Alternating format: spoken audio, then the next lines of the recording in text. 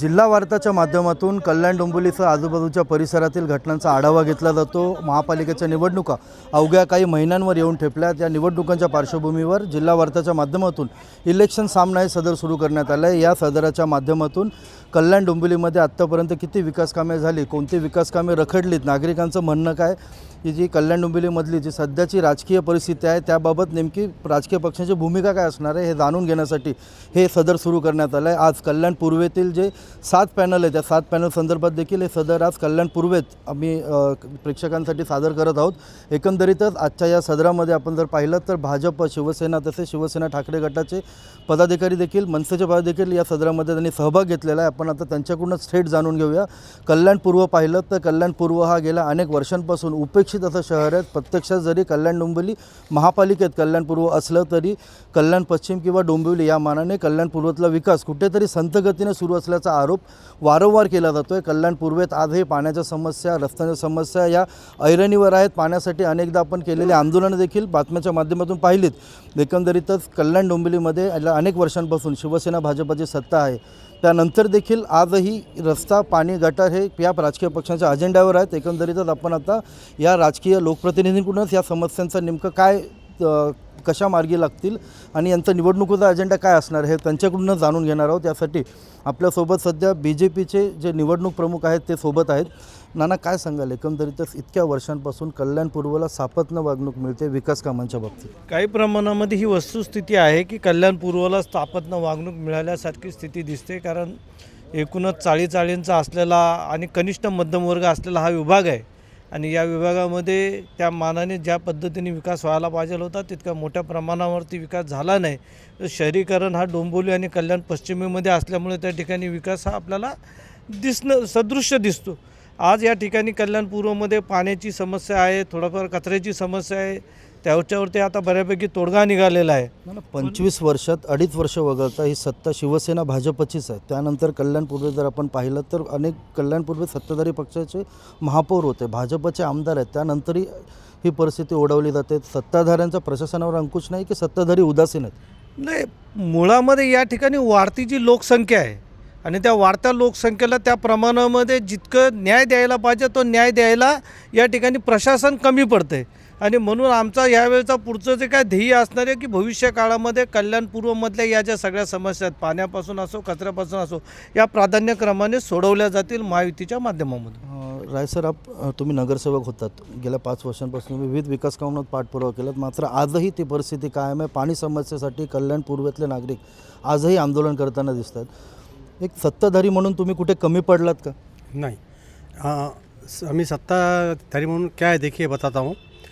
कल्याणपुर का पानी जो प्रशासन अधिकारी है, हमारा सीधा अच्छा भी है, लोग हमारा पानी बेच रहे मतलब क्या है कि आधारवाड़ी जेल के पास डायरेक्ट जो कल्याण ईस्ट का एक्सप्रेसवे लाइन है उसमें से एक लाइन वेस्ट में ज्वाइन करके दिया है। एक गोविंदवाड़ी से जो पूरा पट्टा है, गोविंदवाड़ी का पूरा पट्टा अनलीगल कनेक्शन है। लोग उधर कितने ढाबे बन गए, अनलीगल कनेक्शन सब खींच के रखा है। अपने अधिकारी लोग वो तोड़ने को जाते नहीं हैं, उधर जाने पे पता चलता है। अभी प्रशासनाकडे काही पाठपुरावा केला होता?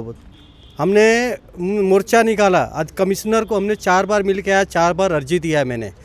उसके बाद कमिश्नर ने जुलाई में बोला था 2 महीने के अंदर मैं पूरा गोविंदवाड़ी का कनेक्शन तोड़ के दूंगा। आज तक कनेक्शन तोड़ के दिया नहीं। अभी मैंने पता लगाया तो बोलते हैं कि खासदार का फ़ोन आता है कि उधर का लाइन मत तोड़ो, हमारे लोग हैं। शिंदे साहब का बात नहीं कर रहा हूँ मैं, शिंदे साहब तो हमारे लाड़के कोणते खासदार हैं, अभी वो नाम नहीं मैं लेता हूँ, अभी कौन खासदार है आप भी समझ सकते हैं। बोलते हैं वो हमारे लोग हैं, वो हमारे लोग हैं, उनका कनेक्शन तोड़ने का नहीं। गोविंदवाड़ी पूरा कनेक्शन है, अनलीगल कनेक्शन खींच के रखा है। 5 MLD पानी जो नेतौली टेकरी से कल्याण ईस्ट को मिलने वाला था, ये लोगों ने डोंबिवली को बेच दिया। हमारे कल्याण ईस्ट को चुलता करके रखा है अधिकारी लोगों ने।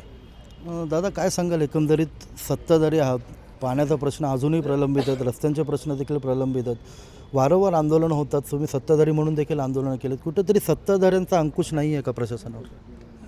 तुम्ही जर बघितलं, कल्याण पूर्व ही पूर्वी सगळे चाळीचे मतदार म्हणजे चाळ होती इथं। आणि येणाऱ्या काळामध्ये इथं डेव्हलपमेंट मोठ्या प्रमाणात होते. जेव्हा आपण 2015, 10 आणि 15च्या दरम्यान आपण जर बघितलं असेल, या कल्याण पूर्वेला मोठ्या प्रमाणात तुटवडा होता. म्हणजे आपल्याला 43 MLT पाणी साधारण आपल्याला या कल्याण पूर्वेला प्रोव्हाइड व्हायचं. मग त्यानंतर खूपशे आंदोलनं झाले, अनेक लोकांवर केसेस झाल्या. त्यानंतर आपल्याला 63 MLT पाणी आपल्याला वाढून त्या ठिकाणी मिळालं.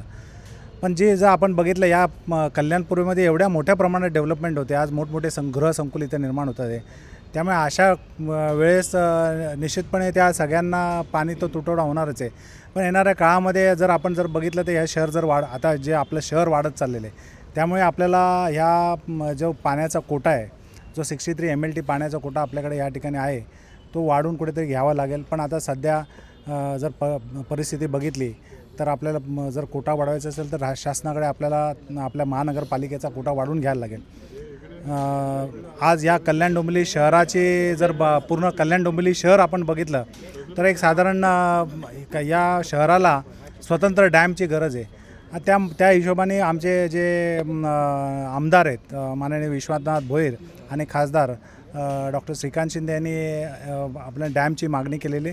मला वाटतं त्या जर डॅमची आपल्या जर पूर्तता झाली, आपल्याला डॅम जर मिळाला या कल्याण डोंबिवलीला, मला वाटतं येणाऱ्या काळामध्ये नुसतंच कल्याण पूर्व नाही, कल्याण पश्चिम असेल, डोंबिवली असेल, या शहरामध्ये मोठ्या प्रमाणात गृहसंकुलं जातं. त्या सगळ्यांना पाणी मिळण्यासाठी कल्याण असं पश्चिम वाटत नाही काही मागणीसाठी तब्बल 25 वर्ष लागले की आपल्याला स्वतंत्र धरण पाहिजे.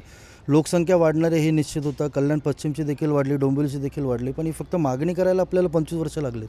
कसं आहे, आपण युजली प्रशासनाने हे फोरकास्ट केलं पाहिजे की हे शहर जेव्हा वाढतं आहे 50 वर्षाच्या नंतर काय होणार आहे शहर, आणि ह्या शहराची लोकसंख्या किती असणार आहे हे त्यांनी त्याचा अभ्यास केला पाहिजे. पण हे तसं झालं नाही, आणि त्यामुळे काय होतं की आज तुम्ही जर बघितलं असेल, आज प्रत्येक कल्याण पश्चिमला तीच परिस्थिती आहे. पूर्वेला काही प्रभागात पाणी येतं, काही प्रभागात पाणी येत नाही. डोंबिवलीला सेम परिस्थिती, ग्रामीण बघितलं तसंच आहे. त्यामुळे जर सगळं सरसकट आपण जर बघितलं तर आपल्याला ह्या कल्याण डोंबिवली महानगरपालिकेला आत्ता आवश्यक आहे आपल्याला डॅमची. जर त्या डॅम आपल्याला जर मिळाला तर आपल्याला कल्याणपूर्वी प्रशासनाचा अंकुश नाही आहे, प्रशासनावर अंकुश नाही आहे सत्ताधाऱ्यांचं. आहे प्रशासनाच्यावर अंकुश गेली 25 वर्षापासून कल्याण डोंबिवली महानगरपालिकेवर शिवसेने भाजपची सत्ता आहे, आणि सत्ता काळात पाण्याचा जो ज्वलंत प्रश्न होता तो सोडवण्याचा आजही हा प्रश्न, पाणी प्रश्न निवडणुकीच्या अजेंड्यावरच आहे. कारण आपण जर बघितलं तर तुम्ही महापौर होता या 25 वर्षामध्ये कल्याण पूर्व असो, पश्चिम असो, या भागाची जर लोकसंख्याचा विचार आपण केला तर ज्या प्रमाणात आपण शासनाकडून पाणी आपल्याला पाहिजे होतं त्या प्रमाणात आपल्याला मिळालेलं नाही. आणि या वाढत्या लोकसंख्या जर विचार केला तर प्रशासन देखील आणि लोकप्रतिनिधींनी जर मागील वेळी महासभेत देखील आम्ही धरणाची मागणी केली होती. जे नवी मुंबईने जे धरण आपण घेतलेलं आहे, मोरबे धरण, त्या धरणाची मागणी आपण केली होती. ते धरणाचा जर प्रस्ताव आपण महानगरपालिकेने घेतलं असतं तर निश्चित भविष्यकाळापर्यंत 2050पर्यंत या भागातील पाणी पुरवठ्याचा प्रश्न सुटले. पुन्हा एकदा तेच आश्वासन देण्याचं आता सत्ताधाऱ्यांनी दिलेलं आहे. काय सांगाल? नाही, काय आत्ताच राज्य शासनाच्या माध्यमामधून गेल्या या 2-3 महिन्यामध्ये या विषयावरती मोठी बैठक होऊन माननीय मुख्यमंत्री असतील, माननीय उपमुख्यमंत्री असतील, यांच्या माध्यमामधून या संपूर्ण MMR रिजनमधला पाण्याचा प्रश्न सोडवण्यासाठी पावलं उचलली गेलेली आहेत. पुढच्या 50 वर्षाचं नियोजन हे राज्य शासनाच्या वतीने करण्यात आलेलं आहे, आणि त्या पद्धतीने त्याचा रिझल्ट हा काही दिवसामध्ये आपल्याला पाहायला मिळेल. आणि अत्यंत पाण्यापलीकडे अत्यंत दाटीवाटीचा परिसर आहे. या ठिकाणी चाळ वजा असा हा एकंदरीत परिसर आहे. पालनजी, काय सांगाल एकंदरीतच? सर्वोत्तम कल्याण पूर्वला जो आपण तुम्ही पाणी प्रश्न उपस्थित केलेला मुद्दा, कल्याण पूर्वची भौगोलिक परिस्थिती बघता म्हणजे चढ उताराचा भाग आहे, भौगोलिक परिस्थिती आपण सगळ्यांना ज्ञात आहे, आणि मुळात वितरण व्यवस्था जी आहे ती सुधारण्याची फार मोठी गरज आहे. लिकेजेस असतील, चोरीची कनेक्शन असतील, याच्यावर पहिला आळा घातला आहे, आणि हे काम सगळं प्रशासनाचं आहे. आम्ही वारंवार जरी निदर्शनं आणून दिल्यानंतर प्रशासनावर अंकुश ठेवण्यासाठी लोकप्रतिनिधींना निवडून दिलं जातं गेले ना. 5 वर्ष आपण सगळे बघतोय, निवडणुकाच कुठे झाल्या नाही. प्रशासनावर कोणत्या प्रकारचा अंकुश हा नगरसेवकांचा नाही, बाकी इतर खासदार असतील, आमदार असतील, ते त्यांच्या लेवलला ते बोलत असतील, परंतु जी मुळात जी प्रश्न सोडत पाहिजे तर ग्रासरूट लेवलला वितरण व्यवस्था, आम्ही अनेक वेळा वारंवार सभागृहात देखील ते मुद्दे उपस्थित केले. वितरण व्यवस्थेचा फार मोठा प्रशासनावर हे सगळं खापर फोड. 100% प्रशासनाची त्याच्यामध्ये चूक आहे. मोठे मोठे अधिकारी शासनाकडनं येतात, आपल्या एक्झिक्युटिव्ह इंजिन बसलेले आहेत, त्या एक्झिक्युटिव्ह विशेषतः पाणी खताचा त्याच्यावरती पात्रता आहे का, हायड्रॉलिक इंजिनियर लागतो जे बसायला, हायड्रॉलिक इंजिनियर आपल्या महापालिकेत आहे का, इथून ती सगळी सुरुवात आहे. प्रशासनामुळेच कल्याण पूर्व आजपर्यंत समस्या सुविधांपासून वंचित आहे. एकदम व्यवस्था जी आहे विस्कळीत झालेली आहे आणि त्याच्यामुळे हा प्रश्न सगळा निर्माण झालेला आहे आणि त्याच्यामुळे लोकप्रतिनिधी बदनाम होत आहेत. आपल्यासोबत आता मनसेचे देखील काही लोक नेते या ठिकाणी उपस्थित आहेत. तोपर्यंत हे ठाकरे गटाचे शहर प्रमुख आहेत. दादा, काय सांगाल, सत्ताधाऱ्यांनी प्रशासनावर खापर फोडलं?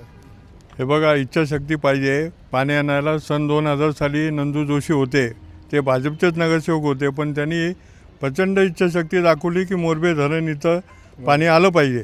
पण जे कोणी आयुक्त येतात आणि सत्ताधारी असतात त्यांची पण इच्छाशक्ती पाहिजे की कल्याण डोंबिवलीचा विकास व्हायला पाहिजे. 3.5 वर्षापूर्वी जेव्हा शिवसेना एकत्र होती त्यावेळेला तुम्ही देखील सत्तेत होतात.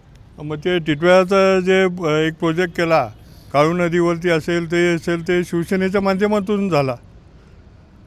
तो जो प्रोजेक्ट आहे ते सेनेच्या माध्यमातून झाला. अमृत योजना आणली, पण अमृत योजनेचा कुठला पाईप कुठं आहे हे सुद्धा सांगता येत नाही या लोकांना. अमृत योजना सत्ताधाऱ्यांचा अंकुश नाही प्रशासनावर? अजिबात नाही आहे. टक्केवारीमध्येच अंकुश आहे त्यांचा. आपल्यासोबत मनसेचे देखील आता पदाधिकारी उपस्थित आहेत. योगेशजी, काय सांगाल, एकंदरीत सत्ताधाऱ्यांचा अंकुश नाही आहे प्रशासनावर, कारण त्याच समस्या आहेत त्या पुन्हा अजेंड्यावर आहेत. मुळात सत्ताधारी स्वतः मान्य करतात आहे की आमचं कुठेतरी कल्याणपुरीला दुजी भावना भेटलेली आहे आणि जे काही सत्ताधाऱ्यांचा जे अंकुश आहे म्हणजे नगरसेवक महापालिकेवर अंकुश नगरसेवकाच्या माध्यमातून होतो आहे. भले 5 वर्ष निवडणूक झाली नाही आहे हे आपण कोविडच्या माध्यमातून मान्य करतो आहे, पण इतक्या वर्ष आपण सत्ता उपभोगता आहे, दोघं एकमेकाच्या गळ्यात गळा करून सत्ता उपभोगता आहे. पण मग हे सर्व अंकुश ठेवत असताना तुम्ही भविष्याचा विचार करून तुम्ही त्या महासभेमध्ये आवाज उचलायला पाहिजे होता. असे कित्येक प्रकल्प होते जे आमचे मनसेचे माजी आमदार त्यांनी आणले होते. त्यावेळेस हेच सत्ताधारी त्याला विरोध करून त्याला ते नाकारत होते. कल्याण पश्चिमेचं जे रुक्मिणीबाई हॉस्पिटल जे सफेद हत्ती म्हणून यांना पोचला जातो आहे, आज कल्याण पूर्वेमध्ये आमच्या सातत्याने जे हॉस्पिटल जे आणलं ते आम्ही मनसेच्या आम्ही सर्व पुरांनी आमच्या नगरसेवकांनी ते आंदोलन केलं, उपोषणाला बसलो, तेव्हा ते हॉस्पिटल इथं आणण्यात आलं. कल्याण पूर्वेला जर पहिली बस व्यवस्था जर दाखवली असेल ही मनसेचे नगरसेवक ही यांनीच आणलेली आहे. मग तुम्ही सत्ताधारी म्हणून तुम्ही काय करू शकले? आज कल्याणपुरीला पाणी पण भेटत नाही आहे मूळ पिण्यासाठी, असे सातत्याने रस्ते नीट व्यवस्थित नाही आहे, सातत्याने ट्रॅफिकची पाण्याची ह्या सगळ्या गोष्टीसाठी कल्याणपूर म्हणजे वंचित आहे. पण सत्ताधारी म्हणून आपण एक सत्ताधारी मान्य करतात की कल्याणपुरामध्ये कुठेतरी दुजी भावना भेटलेली, ही दुजी भावना भेटलेली नाही आहे. प्रशासन जे तुम्ही आज तुमच्या अपयशाचं खापर हे प्रशासनानं मारतात आहे, हे चुकीचं आहे. मी तर एवढंच म्हणेल की तुम्ही लोक सर्व सत्ताधारी लोक हे मेलेल्या टाळूवरचं लोणी खायचं पण तुम्ही सोडत नाही आहे. फक्त तुमचं जे अपयश आहे तुम्ही सत्ताधाऱ्यावर प्रशासनावर टाकत आहे. सत्ताधारी आपलं जे अपयशाचं खापर आहे प्रशासनावर मांडतात, त्याचा आरोप थेट मनसेच्या वतीने करण्यात आला. काय सांग? कसं आहे, पहिल्यांदा परिस्थिती बघायला लागते, नुसतंच बोलून काय होत नाही. आज या शहरात जसं जसं वाढतं आहे शहर, आपल्याला जेवढ्या प्रमाणात पाणी पाहिजे होतं त्यावेळेस जी परिस्थिती त्यावेळेस ते पाणी आपल्याला दिलं. नंतर आपल्याला पाणी कमी पडायला लागलं तर त्यानंतर आपण परत 63 MLT पाणी प्रशासनाच्या वतीने आपल्याला वाढून दिलं. आजची परिस्थिती अशी झाली आहे की असं जसं डेव्हलपमेंट वाढते तसं तसं आपल्याला पाण्याचा कोटा वाढून घ्यावा लागणार आहे. डिस्ट्रीब्युशन व्यवस्थेमध्ये निश्चितपणे थोडासा प्रॉब्लेम येतो. प्रशासनाच्या वतीने आम्ही सातत्याने सगळ्या म्हणजे सगळे पक्षाचे जे लोक आहेत ते सगळे काम करतात. 5 वर्ष गेल्या 15 वर्षापासून आमदारही महायुतीचे आहेत, खासदारी महायुतीचे आहेत, मात्र अजूनही या जे पाण्याचा प्रश्न म्हणा किंवा क्लस्टर योजना म्हणा ती सगळ्या संदर्भात कल्याणपूर्व वंचित असल्यासारखं वाटत नाही. बघा कसं आहे की हे जेव्हा पाण्याचा कोटा अलॉट करायचा लागतो तो राज्य शासनाच्या अखत्यारीतला विषय आहे आणि त्याला सातत्याने आपल्याला त्याला पाठपुरावा करायला लागतो. महानगरपालिकेच्या वतीने खासदार आमदारचे जेवढे लोकप्रतिनिधी आहेत ते सगळे सातत्याने तिथं पाठपुरावा करतात आहे. त्यामुळे आज अशी परिस्थिती आहे की आज आपण जे स्वतंत्र धरण म्हणजे काळू धरणाचा विषय असेल किंवा शाही धरणाचा विषय असे वेगवेगळे धरणाचे आपण शासनाच्या वतीने चाचपणी चालू आहेत. येणाऱ्या काळामध्ये निश्चितपणे आपल्या या कल्याण डोंबिवली महानगरपालिकेला आपल्याला स्वतंत्र असं धरण आपल्याला या ठिकाणी मिळणार आहे. नाना सूर्यवंशी यांनी सांगितलं तर युतीच्या माध्यमातून देवेंद्र फडणवीस साहेब असतील किंवा एकनाथ शिंदे साहेब असतील यांच्या माध्यमातून किंवा अजितदादा असतील यांच्या सगळ्यांच्या माध्यमातून आज आपल्याला जे कल्याण पूर्वेला जे अपेक्षित आहे आपल्याला इथं धरण होणं गरजेचं आहे, तर ते धरण आपल्याला निश्चितपणे मिळेल. कारण आड्यात जर पाणी नसेल तर पोऱ्यात येणार कुठून? तर पहिल्यांदा आपले जर कोटा जो वाढवायचा असेल तर पहिल्यांदा राज्य शासनाकडून आपल्याला हे करायला नुसतं इथं भांडून किंवा नुसतं राजकीय एकमेकांवर आरोप प्रत्यारोप करून चालणार नाही. कोणी कोणाचं टाळू सगळ्यांनी एकत्र येणं गरजेचं आहे. निश्चितपणे या शहराचा जर विकास आपण मोठ्या झपाट्याने होत असेल तर सगळ्या पक्षाच्या लोकप्रतिनिधी एकत्र यायला पाहिजे आणि सगळ्यांनी सातत्याने याचा पाठपुरावा केला पाहिजे. तर पाण्याचा प्रश्न ठीक आहे, पण कल्याण पूर्वेत साधं एक असं उद्यान नाही आहे किंवा एक मैदान नाही आहे, काय सांगाल तो? सर्व गोष्टी हे बघा, आपण आहेत आणि नाही बोलणार असं चालत नसतंय. तुम्ही ही गोष्ट का नाकारता का कल्याणचा विकास होतो आहे, आणि जर एखादी गोष्ट विकास होत असेल तर त्याला उभं करताना ज्या काही गोष्टी आपल्याला भोगायला लागतात त्या जनतेने भोगणं जरुरी 25 असतं. वर्षापासून नागरिक बगीचा, उद्यान, मैदानाच्या प्रतीक्षेत आहेत. मग आता याच्या अगोदर आता गेली 10 वर्ष तुम्ही बघत असाल, 5 वर्ष सत्तेमध्ये कोणीच नाही आहे, पालिका प्रशासन चालवतं आहे, त्यांच्यावर प्रतिनिधी नसल्यामुळे त्यांचा मनमानी कारभार चालू आहे. त्याकरता येणाऱ्या निवडणुकीमध्ये जी महायुतीची जी सत्ता येईल त्यामध्ये हे प्रश्न नक्कीच घेतले जातात. आमदार आणि खासदार स्थानिक आहेत, मात्र कल्याण पूर्वमध्ये आजही सुसज्ज असं मैदान, उद्यानं नाही आहेत. नागरिक त्या विरोधात अनेकदा नागरिकांनी निवेदने दिली आहेत, अनेकदा महासभेत देखील या वगैरे आवाज उचलला गेला, मात्र अद्यापही नागरिकांना ते उपलब्ध झालेलं नाही. काय सांगा? लोकसंख्येचा विचार करून आणि या भागात चाळीची जी घरं आहेत, बरेच जर आपण बघितलं कल्याण पूर्व हा भाग चाळी वजा आहे. महानगरपालिकेचे अनेक आरक्षण आहेत, पण ही आरक्षणं खाली करताना अनेक अडीअडचणींना या आरक्षणांवर जी अनधिकृत बांधकामं झाली त्याला जबाबदार कोण आहे?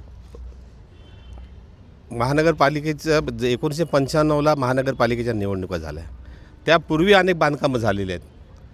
चाळीची जर आपण बघितली परिस्थिती किंवा अनधिकृत इमारती जर आपण बघितल्या तर 1995 पूर्वीच्या आहे. 1995 नंतर जर तुम्ही बघत असाल तर एवढे जी बांधकामं त्याच्यावर अंकुश ठेवण्याचं काम प्रशासनाने, सत्ताधाऱ्यांनी केलेलं आहे. 1995 नंतर देखील काही बांधकामं झाली आहेत, आजही ती सुरूच आहेत. अनधिकृत बांधकामांचा विषय कल्याण पूर्वेत हा नेहमीच चर्चेत असतो. काय सांगाल त्याबाबत? याला जबाबदार कोण आहे? याला जबाबदार निश्चित प्रशासन आहे, कारण प्रशासना वारंवार लोकप्रतिनिधी असो, बाकीची लोक जी पक्षाची लोक असो, इतर पक्षाची लोक देखील वारंवार तक्रार करत असतात, परंतु या तक्रारीकडे जाणीवपूर्वक लक्ष टाळण्याचं काम प्रशासन करत आहे. आज आपण बघितलं डोंबिवलीत पण बघा 65 इमारतीचा प्रश्न जो निघाला आहे, तो अनेक अनधिकृत परवानग्या देऊन तो त्या ठिकाणी बांधकामं झाले आहेत. यावर प्रशासनाने जर कारवाई केली असती तर निश्चित त्या ठिकाणी अनधिकृत बांधकाम झालेलं नसतं. निश्चितच अनधिकृत बांधकामाचं जे खापर आहे पुन्हा एकदा प्रशासनावर फोडण्याचा प्रयत्न झाला आहे. तुम्ही स्वतः एक बांधकाम व्यावसायिक आहात. 1995ला आता जे माजी महापौर त्यांनी सांगितलं, 1995 नंतरच्या बांधकामावर आम्ही अंकुश ठेवण्यात प्रशासन, सत्ताधारी यशस्वी ठरले, ते खरं आहे? हाँ, देखिए 95 के पहले का जो भी अनधिकृत बांधकाम हुआ है, 95 के बाद से 90% कल्याणपुर में अनधिकृत बांधकाम नहीं हुआ. 27 गांव जो अभी आया उसमें जो हुआ तो सबके सामने है कि ग्राम पंचायत के नाम पे अनलीगल आरक्षित भूखंडावर आत्तापर्यंत बगीचे किंवा मैदान नागरिकांसाठी का नाही झाले? देखिए, अपने खासदार डॉक्टर सिंधे साहब, उनके फंड से 2 ऑलरेडी गार्डन, 2 गार्डन ऑलरेडी आपका खड़े कॉलोनी में 2 गार्डन उन्होंने बनाया है. नाना साहब धर्मादी 2 गार्डन बनाया है. स्पोर्ट्स कॉम्प्लेक्स का भी सिंधे साहब पाठपुरावा कर रहे हैं, स्पोर्ट्स कॉम्प्लेक्स भी बनने वाला है. कल्याणपुर में ऐसा नहीं कि गार्डन नहीं, गार्डन बहुत सारे. एक गांव देवी रोड पे गार्डन उधर बनाया है.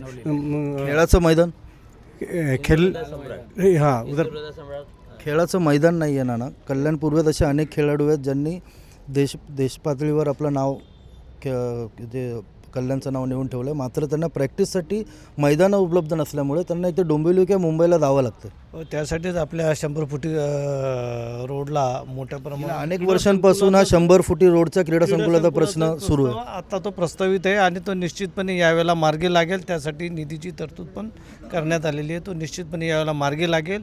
आणि अनधिकृत बांधकामाच्या विषयामध्ये 95च्या आधीच, म्हणजे महानगरपालिकेच्या निवडणुका होण्याच्या आधी जे कल्याण पूर्वमध्ये जे दिसतं आहे, म्हणजे आता 27 गावाचा जो तो विषय सोडला ग्रामपंचायत हद्दीतला, तर या बाजूची जी सगळी बांधकामं जी आहेत, ही सगळी बांधकामं एक लोग्राम सोडलं तर जवळपास सगळंच्या सगळं हे त्या काळामध्ये अनधिकृतरित्याच बांधलं गेलेलं आहे. आणि या सगळ्याचा बोजा प्रशासनावरती आल्यामुळे त्या सगळ्याची व्यवस्था लावणं प्रशासनाला कठीण गेलं असं.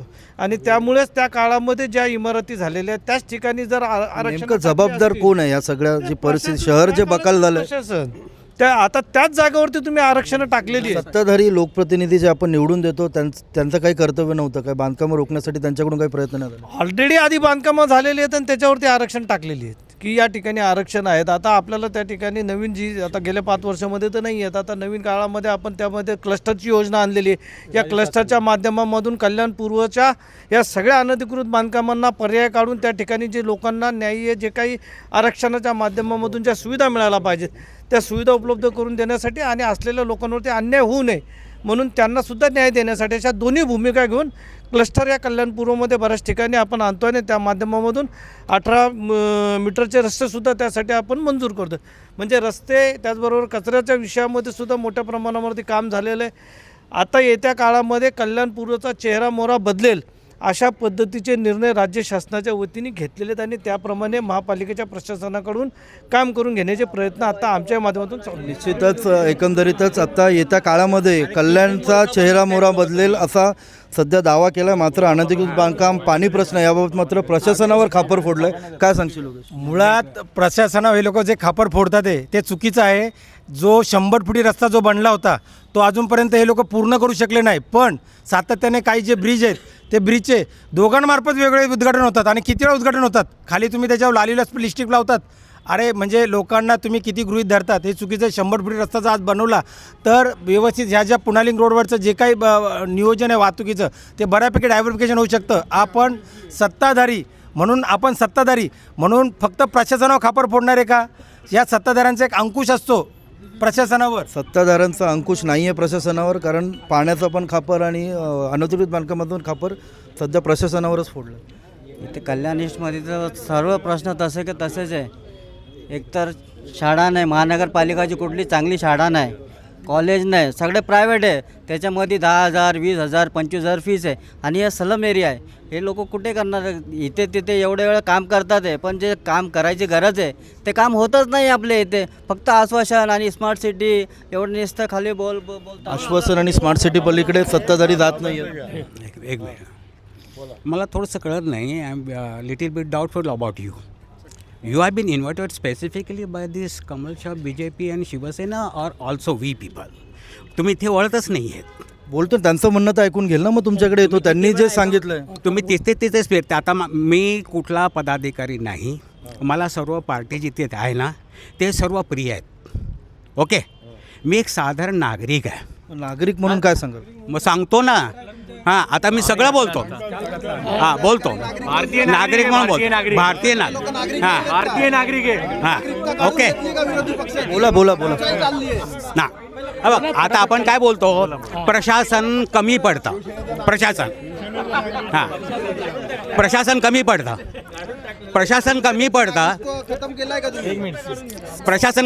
ना प्रशासन चालवायला कोणाला आपण पाठवतो? नगरसेवकांना, लोकतंत्राप्रमाणे ना.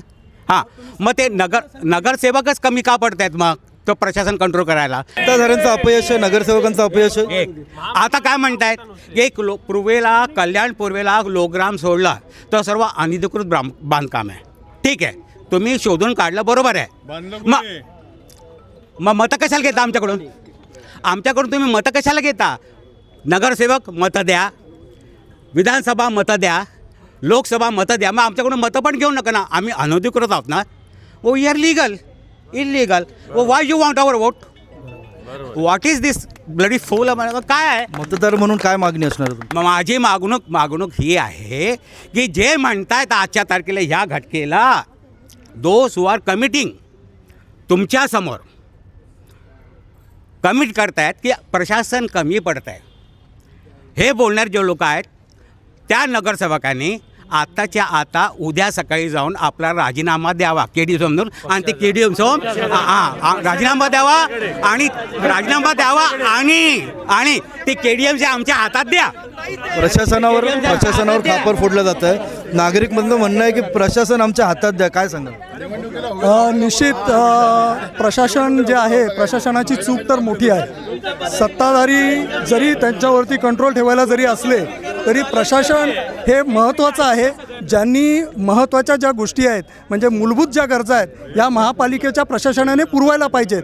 हे कुणी दुमत म्हणजे त्याच्याबद्दल दुमत असण्याचं कारण नाही, परंतु यांच्या विकासामध्ये ना आरोग्याचा प्रश्न प्राधान्यावर आहे, ना इथल्या शैक्षणिक विषयाचा प्रश्न यांचा प्राधान्यावर आहे. आणि हा सगळ्यात मोठी शोकांतिका या महापालिकेची आहे, महापालिका आणि इथल्या नागरिकांची. म्हणून आम्ही 2014मध्ये एकदा हा कल्याणपूर्व महापालिकेतून वगळण्याचा ठरावसुद्धा केला होता, कारण तुमचं आमच्याकडे दुर्लक्ष होतं आहे. प्रशासन हे सगळ्यात महत्त्वाचं आहे जे आम्हाला इथे सोयीसुविधा पुरवल्या पाहिजेत. अनेक अशा गोष्टी आहेत की धोरणात्मक निर्णयसुद्धा घेतले जात नाही आहेत. अनेक धोरणात्मक निर्णय म्हणजे तुम्ही मगाशी त्यांनी म्हटलं की क्लस्टर आलं आहे, पण क्लस्टरच्या संदर्भात काय करताय महापालिका याच्यावर कुणाचाही अंकुश नाही आहे. क्लस्टरच्या संदर्भातलं कुठलंही व्यवस्थित तुम्ही देखील काही दिवसांपूर्वी सत्ताधारी पक्षातच प्रवेश केला आहे, बरोबर आहे. आत्ता काय मागणी असणार? नाही, निश्चित बघा, सत्ताधारी पक्षात असो नसो आणि या इथून पुढे कुठल्या पक्षात आहे हा पण त्याच्यामध्ये प्रश्न नाही आहे. नागरिकांच्या प्रश्नावर तुम्ही बोलताय की नाही हा सगळ्यात मोठा प्रश्न आहे. म्हणून आम्ही म्हणतोय की याच्यातले महत्त्वाचा मुद्दे प्रतिनिधी अपयशी ठरलेत असं म्हणणं आहे तुमचं? लोकप्रतिनिधी तर आम्ही सुद्धा लोकप्रतिनिधी होतो त्यावेळेस पण आम्ही अपयशी ठरलो आहे हे म्हणायला आम्हाला कुठलंही वाईट वाटत नाही, कारण महापालिकेच्या माध्यमातून आम्ही काय सुविधा देऊ शकलो याच्याकडे सुद्धा आम्हाला आत्मपरीक्षण करावं लागतं आहे, कारण ही सगळ्यात महत्त्वाची गोष्ट. नाना, प्रशासनाला आमच्या हातात द्या असं नागरिकांचं म्हणणं आहे. लोकप्रतिनिधी सपशेल अपयशी ठरलेत. नाही, हे सगळं बोलणं खूप सोपं असतं, परंतु प्रत्यक्षामध्ये जे कोणी बोलतात, आता समजा उदयजी रसा बोलतात ते सुद्धा 5 वर्ष नगरसेवक होते.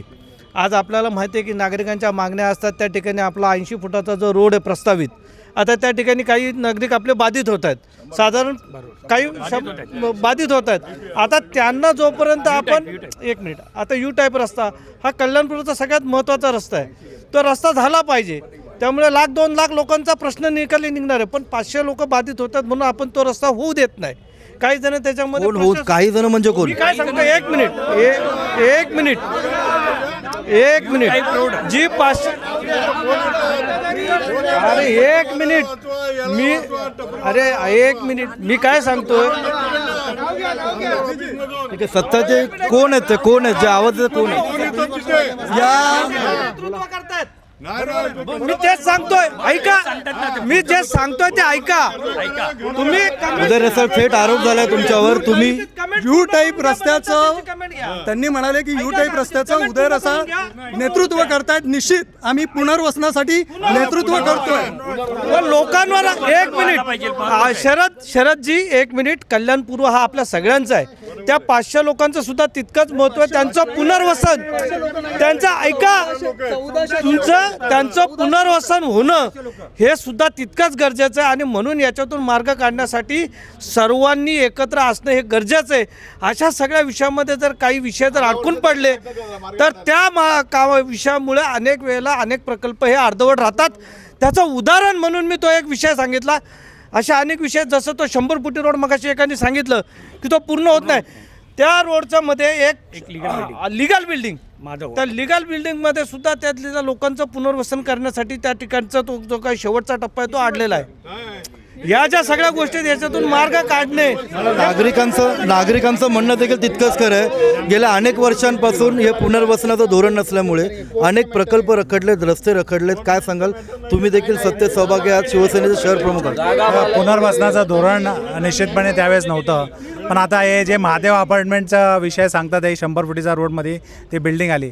तुम्हाला माहिती आहे 95ला जेव्हा DP प्लॅन जेव्हा आपला सँक्शन मिळाला, 96ला आपल्याला आपण जेव्हा प्रपोज केला, त्याच्यानंतर ती महानगरपालिकेच्या वतीने ती इमारत सँक्शन झाली. ते सँक्शन असलेली इमारत असल्यामुळे ते तोडणं, तर म्हणजे त्यांना जर तिथले नागरिक आहे तर त्यांचा काय दोष आहे?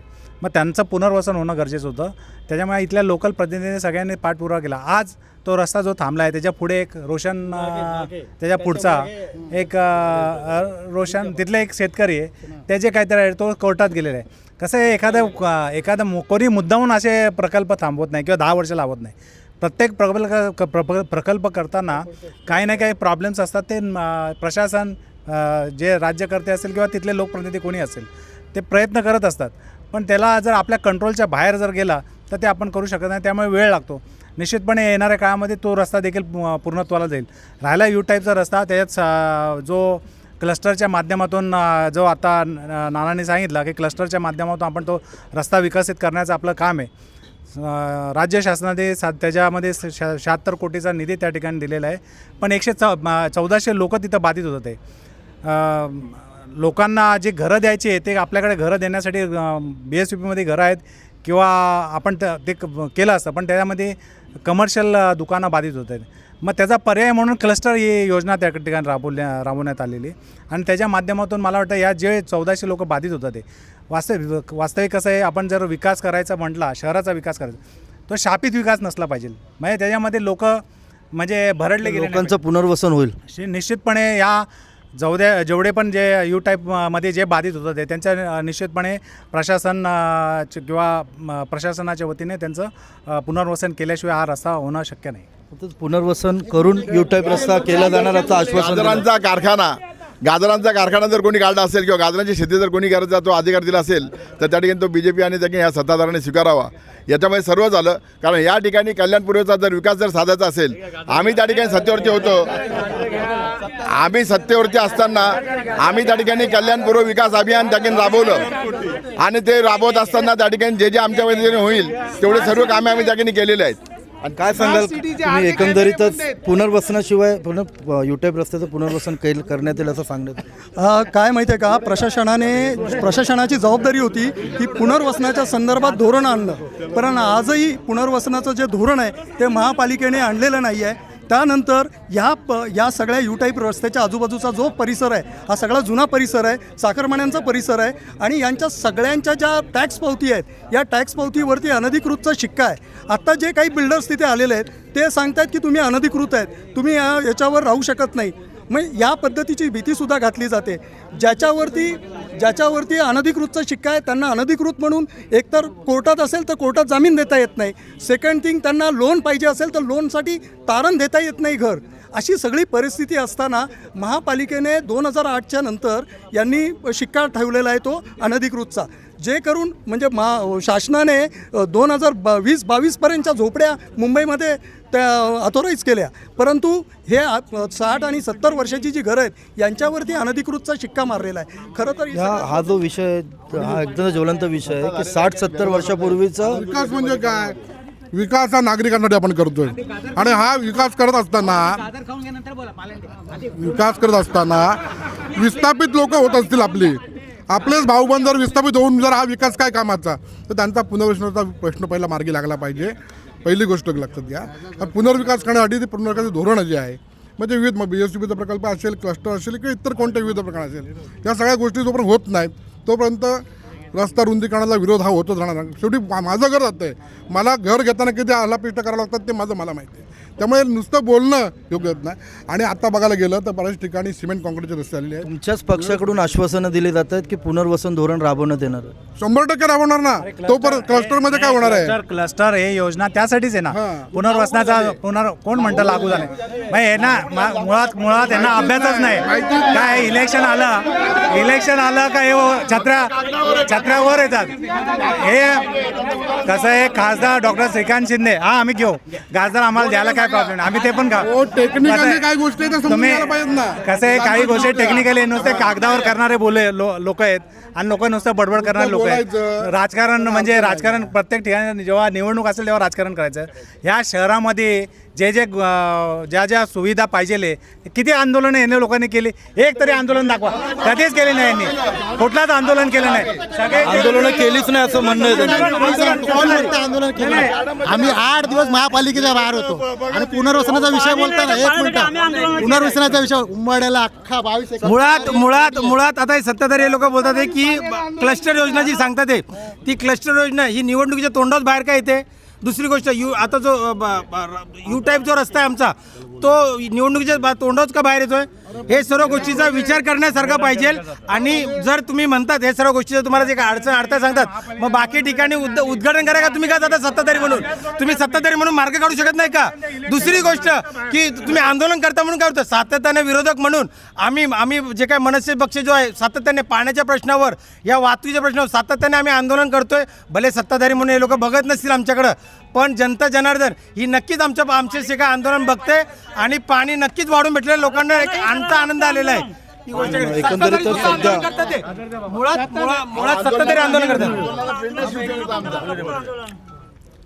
म्हणजे ही एक कल्याण डोंबिवली महानगरपालिकेची हास्य जत्रा असं मला वाटतंय.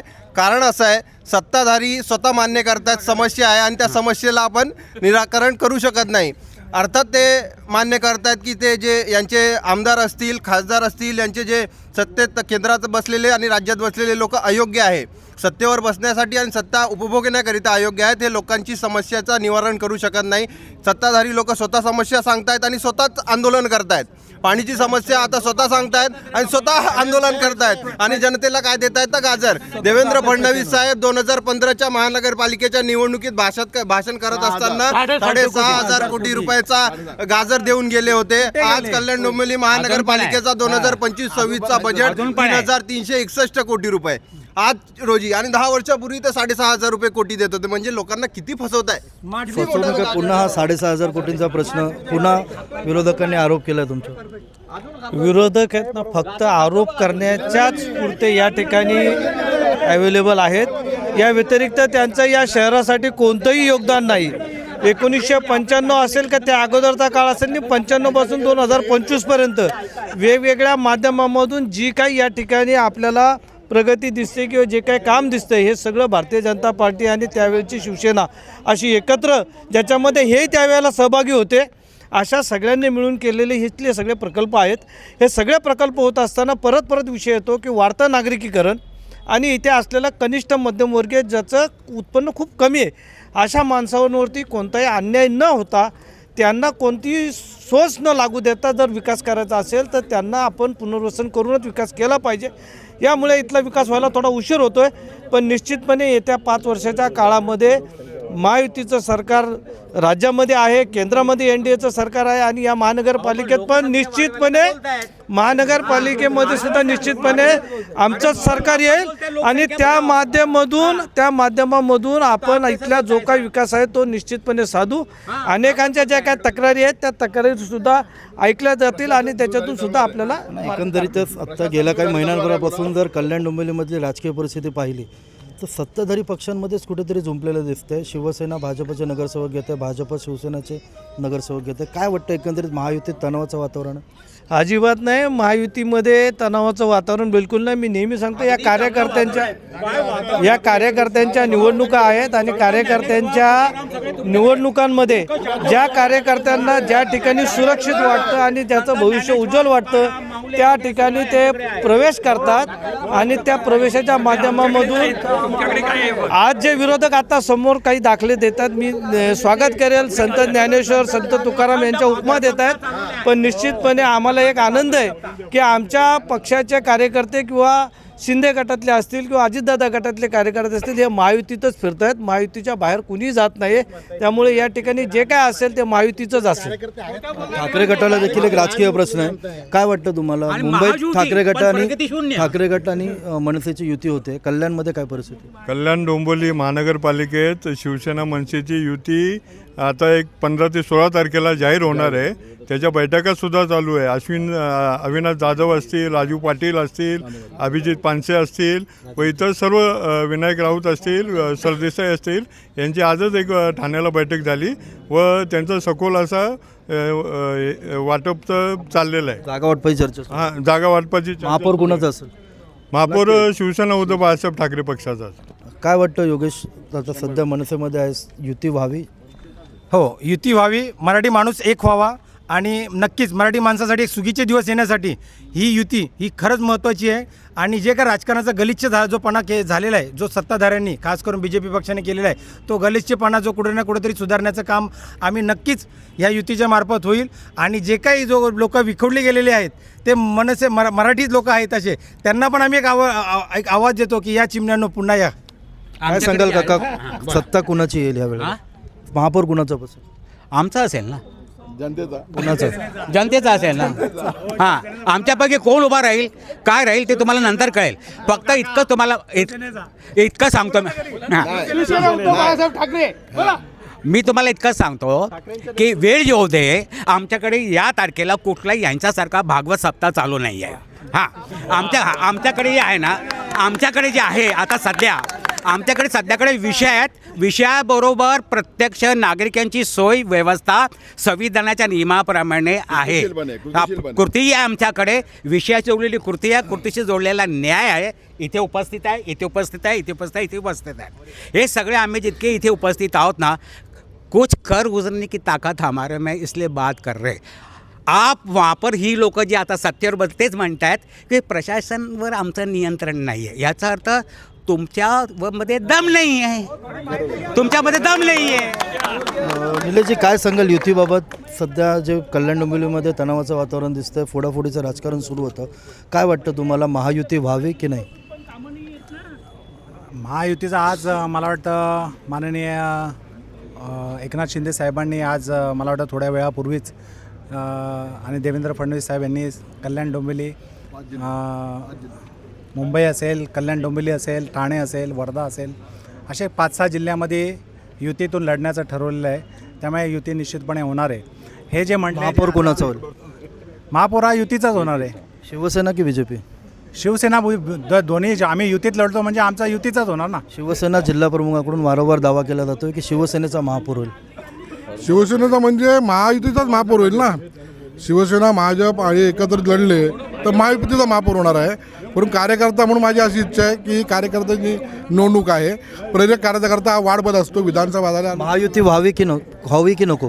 नाही, मला माझं वैयक्तिक मत माझं असं आहे, मी कार्यकर्ता म्हणून सांगतो की प्रत्येक कार्यकर्त्याला जर संधी मिळायला असेल तर युती होऊन संधी मिळू शकत नाही. प्रशांतजी, काय सांगाल, महायुती पाहिजे की नाही? महायुती वरच्यांचा विषय, पण स्थानिक कार्यकर्ता जो आहे, जो गेली अनेक वर्ष कामं, महापौर कुणाचं होईल, शिवसेना की बीजेपी? बरोबर बघा, ऐका, सगळी आकडेवारीचा खेळ असतो. महायुतीचा जरी सत्ता असली तर ज्याची संख्या जास्त त्याला प्राधान्य दिलं जातं. आम्हाला खात्री आहे का शिवसेनेची संख्या जास्त असेल, त्यामुळे आम्ही तो विचार करू. महापौर कुणाचं होईल? युतीचा. शिवसेना की बीजेपी? शिवसेना. एकंदरीतच बीजेपीचे देखील पदाधिकारी आपल्यासोबत आहेत.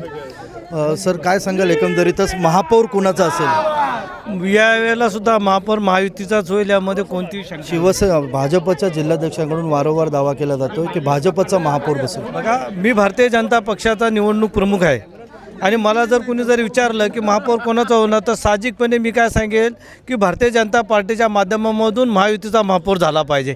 आता वेळेवरती देवेंद्र फडणवीस या राज्याचे मुख्यमंत्री आहेत, एकनाथ शिंदे साहेब हे शिंदे सेनेचे नेते आहेत.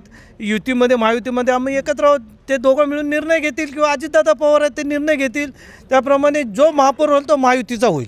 काय वाटतं तुम्हाला, महापौर कुणाचा असेल? महापौर हा महायुतीचाच होईल. बीजेपी की शिवसेना? आमच्या दोघांचा होईल मिळून.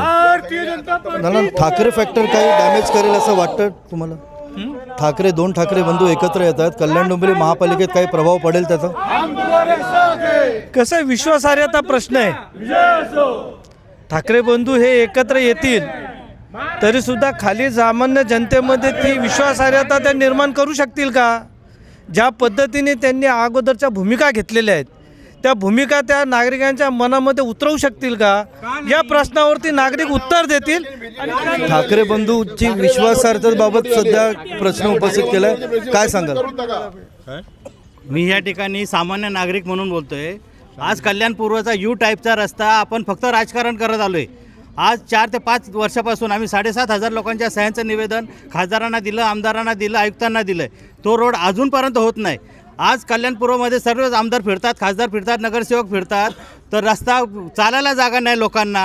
तो विषय कोणी अजूनपर्यंत एवढा तग धरलेला नाही आहे. कारण आज 25-40 वर्ष झाले लोक इथं राहतात, परंतु तो रस्ता अजूनपर्यंत होत नाही आहे. त्या रस्त्याच्या बाबतीत आमचं फार मोठं आंदोलन आम्ही करतो आहे, परंतु आम्हाला त्यात यश मिळत नाही आहे. रस्त्याचे फुटपाथ आहे ते भाजीवाल्यांनी कॅप्चर करून घेतलेले आहेत. फुटपाथवर रस्ता चालायला जागा नाही आहे. पाण्याचा विषय येतो, पाणी आपण बोलतो कल्याण पूर्वला पाणी नाही आहे. कल्याण पूर्वला पाणी का नसेल? कुशवली धरणाचं आपण दर निवडणुकीत आम्ही वचननाम्यात बघतोय की कुशवली धरण होणार, कुशवली धरण. आज 15 वर्ष आले कुशवली धरणाची 1 मीटर रचले जात नाही आहे. मग कल्याण पूर्वचा जो पण नेते कोण आहेत त्यांनी सगळ्यांनी एकत्र येऊन काम करून नागरिकांना त्याचं सोय करून दिली पाहिजेत. आज फक्त नुसतं निवडणुकीपर्यंत मॉब वाढवला आणि चॅनल समोर आलं म्हणजे काम होत नाही आहे. भविष्यात काम करायचं असेल तर सर्वांनी एकत्र घेऊन कल्याण पूर्वचा विकास कसा होईल ह्या गोष्टीवर लक्ष द्या. मुळात येत्या निवडणुकीत ठाकरे फॅक्टर हा महायुतीला डॅमेज करणार की नाही याबाबत भाजपने आता तुमच्या विश्वासार्हतेवर पहिली गोष्ट तुम्ही विचारलेला प्रश्न अगदी चुकीचा आहे, लोकतंत्राच्या विरोधात आहे. बाळासाहेब ठाकरे उद्धव बाळासाहेब ठाकरेची शिवसेना कुठल्या कोणालाही कधी डॅमेज करत नाही. शिवसेनेचा उदय मॅनेज करण्याकरता झाला होता, डॅमेजला नाही. शिवसेना प्रमुखांची ही भाषा होती, ती आजपर्यंत आमच्याकडे आहे. ज्यांना असं वाटतं की आम्ही डॅमेज करायला आलो तर ते त्यांचं डॅमेज डोकं आहे, आमचं नाही आहे. आमच्याकडे we are of the positive thinking with a positive right. अगदी अजिबात कुठल्याच प्रकारचा नाही आहे. काय सांगाल परत पुन्हा एकदा ठाकरे फॅक्टर काही डॅमेज करेल, काय आव्हान असणार आहे तुमच्यासमोर? बघा, प्रत्येक पक्ष आपल्या आपल्या पद्धतीने लढत असतो. आमची शिवसेना आमच्या पद्धतीने आम्ही सर्वसामान्य लोकांच्या अडीअडचणीने धावून जाणारा पक्ष आहे. आज कल्याण पूर्व असेल, डोंबिवली असेल, कल्याण पश्चिम असेल, तुम्ही म्हणतात की एवढ्या वर्ष झाले आपण विकास झाला नाही. जर विकास झाला नाही, काही प्रमाणात विकास झाला असेलच ना. लोकसंख्या वाढते, त्यामुळे त्या विकासाची परिभाषा चेंज होत जाते. त्यानंतर आपल्याला त्या काळानुरूप आपल्याला चेंज व्हावं लागतात. तर ही प्रक्रिया पण देखील ही सुरूच राहणार आहे. त्यामुळे असं काही हे नाही, कोणी आम्हाला शिवसेनेला डॅमेज करू शकत नाही. शिवसेना ही दोघांची युती होईल, शिवसेना भाजप तो युती झाली नाही. कोणाची? शिवसेना बीजेपी. मी तुम्हाला सांगितलं, माननीय एकनाथ शिंदे साहेब आणि देवेंद्र फडणवीस साहेब आणि अजितदादा यांनी ठरवलं 5 जिल्ह्यामध्ये युती होण्याचं त्यांनी ठरवलेलं आहे. एकंदरीतच आपण आता कल्याण पूर्वेतल्या विविध समस्यांचा आढावा घेतला. सत्ताधाऱ्यांकडून पुन्हा एकदा प्रशासनावर खापर फोडण्यात आलं आहे, विरोधकांकडून देखील तेवढाच विरोध करण्यात आला आहे. आता येत्या काही काळामध्ये नेमकी काय परिस्थिती कल्याणचा विकास कोणत्या पद्धतीने होणार आहे याबाबत देखील सध्या आजी माजी लोकप्रतिनिधींनी या चर्चासत्रात आपापलं स्पष्टीकरण दिलं. नक्कीच ही चर्चासत्र तुम्हाला कसं वाटलं याबाबत जिल्हा वार्ताच्या कमेंट बॉक्समध्ये कमेंट करा. जिल्हा वार्ता चॅनल सबस्क्राईब करा आणि शेअर करा. जिल्हा वार्ता, जनतेचा आवाज.